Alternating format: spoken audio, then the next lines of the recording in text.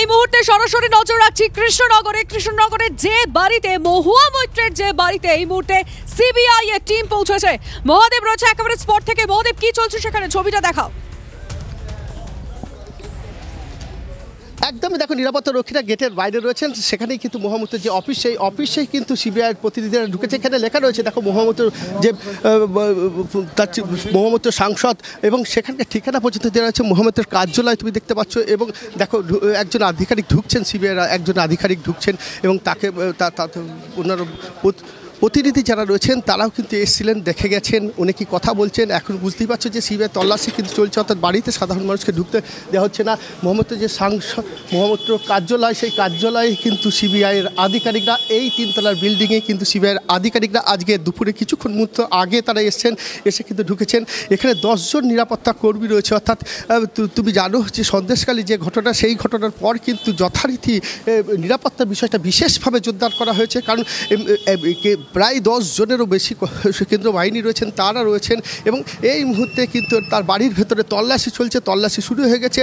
এবং মহামূর্ত মাঝে মধ্যেই এই বাড়িতে আসছেন তার কার্যালয়ের পাশাপাশি নদিয়া জেলায় তারা আরও একটি বাড়ি রয়েছে। এবার এই বাড়িটা একটু ফাঁকা ফাঁকা লাগছে, এখন ইলেকশন সিজন। প্রচারের সময় দেখতাম, গতবার দেখেছিলাম 2019-এ মহুয়া মৈত্র একটা ছোট কল সেন্টার মতো তৈরি করেছেন, তার নিজস্ব পরিকাঠামো। সেখানে ইয়াং ছেলেমেয়েরা ফোন করে কৃষ্ণনগর এবং ওই লোকসভার ভোটারদের ভোট করে বলছেন আমার দিদিকে ভোট দিন, এই কারণে ভোট দিন। এগুলো কি এবার নেই? ছবিটা কি একটু পাল্টে গেছে? রাজাদা, এই প্রশ্নটা কিন্তু বিশেষ তাৎপর্যপূর্ণ রয়েছে। তার কারণ হচ্ছে তুমি জানো যে সিবিআই তদন্তের শুরু হয়েছে তার বিরুদ্ধে, এবং এর আগে তাকে সাংসদ পদ থেকে খারিজ করা হচ্ছে। তার নাম যদিও নদিয়া জেলার কৃষ্ণনগর লোকসভা কেন্দ্রে তৃণমূলের প্রার্থী হিসাবে রয়েছে। প্রার্থী হিসাবে থাকলে কি হবে, দেখো তার দলের সভাপতিও তিনি রয়েছেন, কিন্তু তা হলেও যেভাবে তাকে সাংসদ পদ খারিজ হয়েছে, তারপর তার সিবিআই তদন্ত শুরু হয়েছে, তাতে বলা যায় যে নির্বাচনী যে কাজ, সেই কাজে কিছুটা হলেও ভাটা পড়েছে। সেটা কিন্তু এই চিত্রটা মনে হয় বলছে যে বাড়িতে তিনি 2019 সালে ছিলেন, যেখানে গম করতো, প্রচুর মানুষ ছিল, এখানে যুবক যুবতীরা কাজ করতেন, বিভিন্ন ধরনের পোস্টার তৈরি হতো, সোশ্যাল মিডিয়ার কাজ হতো এখান থেকে। কিন্তু এবছরে সেই চিত্রটা কিন্তু লক্ষ্য করা যাচ্ছে না। বাড়িটি পুরো ফাঁকা রয়েছে, এবং সেই ফাঁকা বাড়িতেই বলা যায় যে সিবিআইয়ের আধিকারিকরা এসছেন, তল্লাশি চালাচ্ছেন, এবং কেন্দ্রীয় বাহিনী যারা রয়েছেন তারা কিন্তু নিরাপত্তারক্ষী, তারা কিন্তু গেটের সামনে রয়েছেন। সাধারণ মানুষ কাউকে প্রবেশ করতে দিচ্ছেন না, এবং এখানেই তারা কিন্তু এখনো পর্যন্ত রয়েছে। এই তল্লাশি কতক্ষণ চলবে তা কিন্তু এখনো পর্যন্ত স্পষ্ট নয়। তবে তার যে বাড়ি রয়েছে সেই বাড়িতে সকাল থেকে তিনি সকাল থেকে প্রচার করেছেন, তিনি কোথায় এখন? দেখো, সকালবেলায় তার বাড়িতে পর্যন্ত আমরা খোঁজ নিয়েছিলাম, তার বাড়িতে আমরা গিয়েছিলাম, সেখানে কিন্তু দেখা যাচ্ছে যে সকালে তার বাড়ির গেটেও কিন্তু তালা মারা রয়েছে, অর্থাৎ করিমপুরের বাড়ি কিন্তু তার বন্ধ রয়েছে। তিনি সকালবেলায় দলীয় কাজে বেরিয়েছেন, অর্থাৎ ভোট কাজ করতে, তিনি নির্বাচনের কাজে তিনি বিভিন্ন জায়গায় গিয়েছেন, এমনটাই কিন্তু খবর পাওয়া গেছে। জানা যায়নি কোন অঞ্চলে, তার কাছে খবর নিশ্চয়ই গেছে, তার কোনো রকম রিয়াকশন পাচ্ছ? দেখো, এখনও তিনি ফোন ধরেননি বা তার সাথে যোগাযোগ করা সম্ভব হয়নি যে তিনি কোথায় আছেন। তবে সিবিআই তদন্ত যে শুরু হয়েছে তার খবর তার কাছে, তার দলের পক্ষ থেকে হয়তো তার কাছে পৌঁছেছে, কিন্তু আমরা এখনও জানতে পারিনি যে মহামৈত্র কোথায় আছেন, মহামৈত্র কোথায় কাজ করছেন, সেটা কিন্তু দলের পক্ষ থেকে বলা হয়নি, বা তার পক্ষ থেকেও এখনও পর্যন্ত আমরা জানতে পারিনি। তবে করিমপুরের বাড়িতে কিন্তু সকাল থেকেই তালা দেওয়া রয়েছে, তেমনই এই বাড়িটিও ফাঁকা রয়েছেন। এই বাড়ির সিবিআইয়ের আধিকারিক তারা রয়েছেন, যে প্রার্থী তিনি প্রচার করছেন, তিনি করবেন, সকাল থেকে তার বিভিন্ন বাড়িতে তল্লাশি চলছে, কিন্তু তার কোনো রকম ট্রেস পাওয়া যাচ্ছে না। এটা দেখো, সব সময় দেখা যায় মহামূর্ত যখনই কোনো তার দলীয় কর্মসূচি থাকে, সেখানে সংবাদ মাধ্যমকে মূলত প্রবেশ করতে দেওয়া হয় না, সংবাদ মাধ্যমকে সরিয়ে দেওয়া হয় সেই জায়গা থেকে, এবং দলের কর্মী সমর্থকরা যারা থাকেন তাদেরকে কোনো রকম ভিডিও রেকর্ডিং বা অডিও রেকর্ডিং করতে দেওয়া হয় না। অর্থাৎ মহামূর্ত যেখানেই যান না কেন তিনি সংবাদ মাধ্যম থেকে দূরে থাকেন, বা সংবাদ কর্মীদের তিনি সরিয়ে দেন। আচ্ছা মহোদয়, এর আগে আমরা দেখেছি শাসক দলের যে নেতা হোক বা মন্ত্রী হোক, যার বাড়িতে কেন্দ্রীয় তদন্তকারী সংস্থা গেছে, তার কিছুক্ষণ পর থেকেই কর্মী সমর্থকদের একটা ভিড় লক্ষ্য করা যায়, বাড়ির আশেপাশে একটা জমায়েত হতে দেখা যায়। কিছুক্ষণ সময় তো অতিক্রান্ত হয়েছে, চারপাশে কি কর্মী সমর্থকরা এসছেন, কাউকে দেখতে পাচ্ছ? একদমই তোমাকে চিত্রটা দেখায় যে রাস্তার পাশে তুমি দেখতে পাচ্ছ যে কৃষ্ণনগরের একটা প্রধান সড়ক, আর সেই সড়কের পাশে কিন্তু মানুষজন, উৎসাহক মানুষজন দু একজন দেখছেন, কিন্তু কর্মী সমর্থকদের সেইভাবে লক্ষ্য করা যাচ্ছে না। যা রয়েছে সংবাদ মাধ্যমের কর্মীরা রয়েছেন, পাশাপাশি বিভিন্ন প্রশাসনিক স্তরের যারা মানুষজন রয়েছেন, জেলার প্রশাসনিক স্তরে তারা রয়েছেন, পাশাপাশি সাধারণ মানুষ বলতে দেখো যারা ব্যবসায়ী রয়েছেন, পাশাপাশি ব্যবসায়ী তারাই রয়েছেন। এই সাধারণত কর্মী সমর্থকদের কিন্তু এখনও পর্যন্ত সেইভাবে লক্ষ্য করা যাচ্ছে না। তুমি দেখতেই পাচ্ছ যে এখানে এই রাস্তার পাশে কিন্তু এই এলাকায় যারা বসবাস করেন বা যারা পথ চলতি মানুষ তারাই কিন্তু একটু দাঁড়িয়ে যাচ্ছেন, কেন্দ্র বাহিনীকে দেখে একটু বেশি বিষয়টা বোঝার চেষ্টা করছেন, বা যারা ব্যবসায়ী রয়েছেন তারাও। তুমি আমাদের সঙ্গে থাকো, দর্শকদের আরো একবার জানাই এই মুহূর্তে সবথেকে বড় খবর, অল আউট কেন্দ্রীয় এজেন্সি। কখনো দক্ষিণ কলকাতায় কোনো তৃণমূলের মন্ত্রী, তার ভাইয়ের বাড়িতে আমরা দেখতে পাচ্ছি সেখানে আইটি প্রায় 70 ঘন্টার রেড চালালো, তারপরে কোনো জায়গায় আবার ইডি যাচ্ছে, সেখান থেকে 41 লক্ষ টাকা এক মন্ত্রীর বাড়ি থেকে উদ্ধার হলো। এদিকে ক্যাশ ফর কোয়ারি, লোকপাল যে নির্দেশ দিয়েছে সেই নির্দেশ অনুযায়ী 3 দিন আগে এফআইআর হয়েছিল, আজকে মহুয়া মৈত্র দুটো ফ্ল্যাটে দুটো বাড়িতে একই সঙ্গে হানা সিবিআই এর। প্রথমে তার জাজেস কোর্ট রোডের বাবার যে বাড়ি রয়েছে, ফ্ল্যাট রয়েছে, সেখানে গিয়েছিল সিবিআই, তারপরে কৃষ্ণনগরে ইলেকশন পারপাসে তার যে বাড়ি ভাড়া নেওয়া আছে সেখানে গেছে সিবিআই, কিন্তু এখনও পর্যন্ত মহুয়া মৈত্রর কোনো প্রতিক্রিয়া আমরা পাইনি। আমরা কথা বলেছিলাম কুণাল ঘোষের সঙ্গে, দেখা যাক এই অল আউট এজেন্সি যে নেমে পড়েছে তা নিয়ে কুণাল ঘোষ কী বলছে।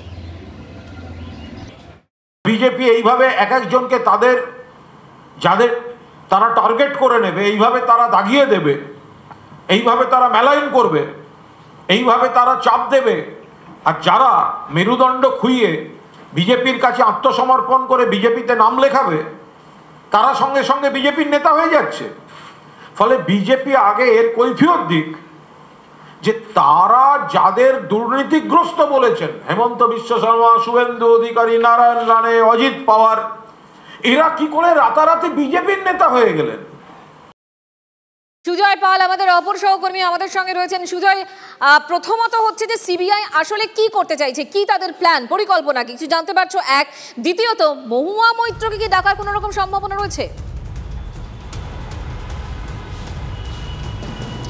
একেবারে দেখো, যেহেতু এই ঘটনা, এই অভিযোগে লোকপালের তরফ থেকে যে সিবিআইকে তদন্ত করতে বলা হয়েছিল, সেই অভিযোগে অভিযুক্ত হিসেবে যেহেতু মহুয়া মৈত্র রয়েছেন, ফলে তাকে অবশ্যই সিবিআই তলব করবে বা জিজ্ঞাসাবাদ করবে। কিন্তু প্রাথমিকভাবে আপাতত তার যে সমস্ত বাসভবন রয়েছে, কলকাতায় আলিপুরে আমরা দেখেছি এবং কৃষ্ণনগরে যেখানে তার বাসভবন রয়েছে, সেই জায়গাগুলিতে তল্লাশি চালিয়ে তারা মূলত নথির খোঁজ করছেন। তার কারণ যে অভিযোগটা রয়েছে তার বিরুদ্ধে, মূলত যে সংসদে অর্থের বিনিময়ে প্রশ্ন, সেই অভিযোগের ভিত্তিতে প্রথমে তার নাম জড়ায়, তারপরে তাকে বহিষ্কার করা হয় এবং তার পরবর্তীতে কেন্দ্রীয় এজেন্সি তার বিরুদ্ধে মামলা রুজু করে তদন্ত শুরু করে।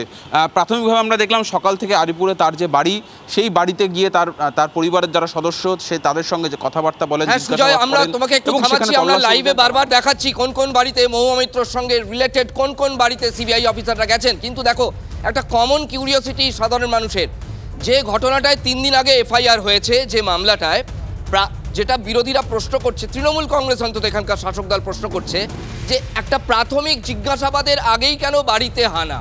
এটা তো ক্যাশ ফর কোয়ারি, উপঢৌকন। তিনি সেটা বলেওছেন যে হিরেনন্দানির কাছে তিনি উপঢৌকন নিয়েছেন, কিন্তু কখনোই ক্যাশ নয়, এবং তার প্রশ্ন তিনিই সাজিয়েছেন, কেউ সাজিয়ে দেয়নি।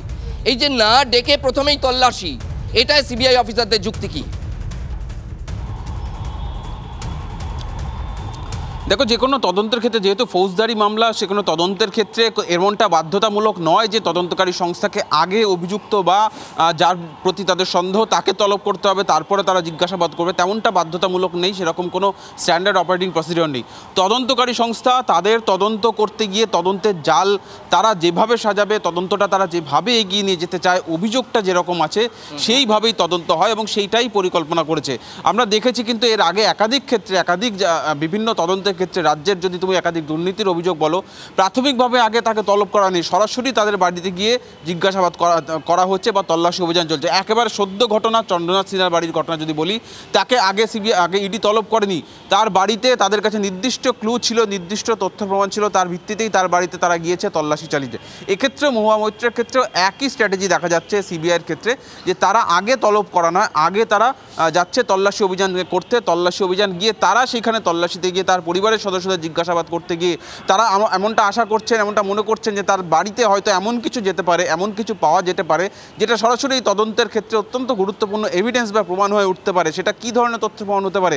যেহেতু অর্থের বিনিময়ে সংসদে প্রশ্নে অভিযোগ উঠছে, তাই সেই অর্থের সঙ্গে সম্পর্কযুক্ত বা সেই অর্থের বিনিময়ে কেনা কোনো সামগ্রী বা কোনো জিনিসপত্র, কোনো নথিপত্র তার বাড়িতে পাওয়া যায় কিনা, সেটাই মূলত তারা খোঁজ করতে চাইছে না। অনেক ধন্যবাদ সুজয়। আমরা লাইভে কথা বলছিলাম আমাদের প্রতিনিধি সুজয় পালের সঙ্গে। যেটা তৃণমূল নেতারা বারবার প্রশ্ন তুলছেন, তার একটা যুক্তি আমাদের প্রতিনিধি দেওয়ার চেষ্টা করলেন, যেটা সিবিআই এর যুক্তি হতে পারে যে সব সময় আগে ডেকে তারপরে তল্লাশি, তার এমন কোনো মাথার দিব্যি কিন্তু তদন্তকারী সংস্থাতে দেওয়া নেই। সুতরাং প্রথমেই তল্লাশি চালানো যেতেই পারে। এবং মহুয়া মৈত্র কিন্তু একথা প্রায় স্পিকারকে চিঠি দিয়ে স্বীকারই করেছিলেন যে মামুলি হলেও কিছু উপঢৌকন তিনি গ্রহণ করেছিলেন।